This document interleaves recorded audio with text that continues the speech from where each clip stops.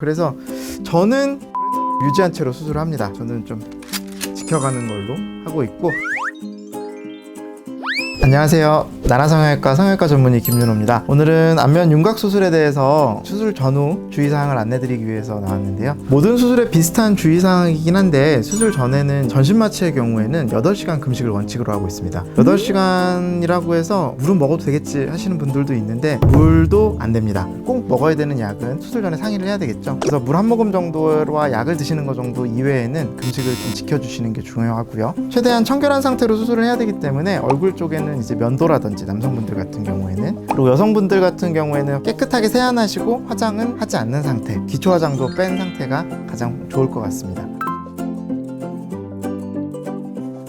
전신마취와 부분마취, 국소마취, 수면마취에 상관없이 이걸 제거를 요구하는데요. 그 이유는 수술 중간에 산소 포화도를 체크할 때 손톱을 통해서 이렇게 씌워놓는 거 보셨죠? 거기서 이제 산소 포화도가 측정이 되는데 방해를 하는 경우가 많이 있어요. 미리 제거를 하시는 게 수술에 도움이 될 것 같고요. 남성분들 같은 경우에는 브레나루를 밀어야 되나 이런 질문하시는 분들이 있으세요. 남자들한테는 그래도 중요하거든요. 그래서 저는 브레나루를 유지한 채로 수술을 합니다. 특별히 여태까지는 아무런 문제도 없었기 때문에, 그래도 브레나루는 소중하니까 저는 좀 지켜가는 걸로 하고 있고, 원장님들에 따라서는 브레나루를 좀 밀고 수술하는 걸 선호하시는 분도 많이 계십니다. 그래서 그거는 원장님에 따라서 좀 다른 것 같습니다.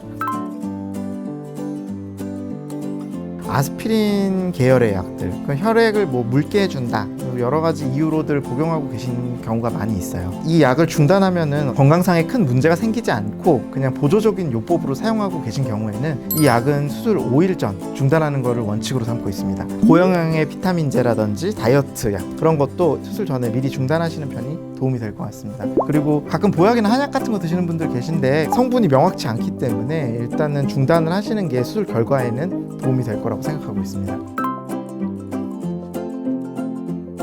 음주나 흡연 둘 중에 어떤 게 더 나쁜가? 일단은 하나는 꼭 하셔야 된다는 전제하에선 저라면은 흡연이 더 안 좋은 것 같습니다. 어떤 수술했냐에 따라서 조금 달라지긴 하는데요. 흡연이 가장 큰 영향을 주는 부분은 말초 혈액순환을 조금 저해하는 경향이 있습니다. 윤곽 수술 같은 경우에도 뼈나 어떤 조직의 회복에도 좀 방해를 받을 수 있을 것 같아서 흡연이 좋지 않을 것 같고요. 저는 그런 일이 있을까 싶은 생각을 했었는데, 수술을 하고 일주일도 안 됐는데 술 드시고 싸움을 하셨다는 거죠. 충분히 있을 수 있는 일입니다. 고정을 해놨을 때는 처음에는 아주 약하기 때문에 한 달은 금하는 것을 권장드리고 있습니다.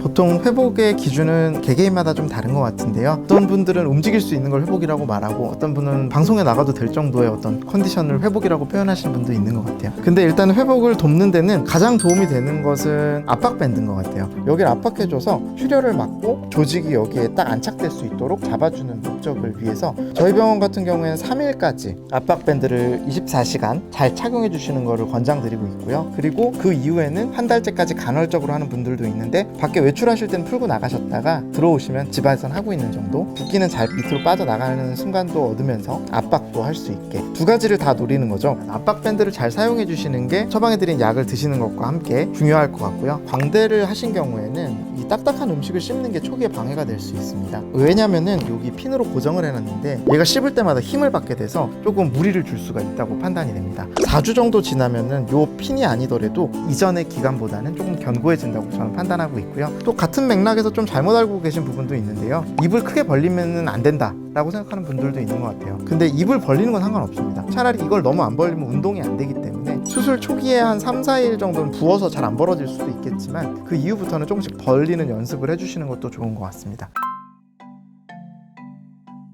윤곽 수술을 하고 양치질을 좀 자제를 권고드리는 이유는, 양치질을 막 본인도 모르게 하다 보면은 칫솔질을 하다가 나도 모르게 칫솔이 글로 들어가는 경우가 있거든요. 푹 하고 들어가면은 이제 되게 난감한 상황이 올 수가 있어요. 안쪽으로 침도 들어갈 수 있고 음식물도 들어갈 수가 있기 때문에 양치질을 좀 자제를 권고를 드리고 있고요. 혹시나 워터픽 같은 걸 사용하시는 분들이 있는데 잇몸이나 어떤 구강 내 환부를 찌르는 일은 없을 것 같아서 워터픽을 사용하는 거는 무리가 없다고 생각이 됩니다. 오늘은 윤곽 수술의 전후의 주의사항에 대해서 한번 알아봤는데요. 더 궁금하신 내용들이 있으시면은 댓글로 남겨주시면은 제가 언제든 답변 드리도록 하겠습니다. 감사합니다.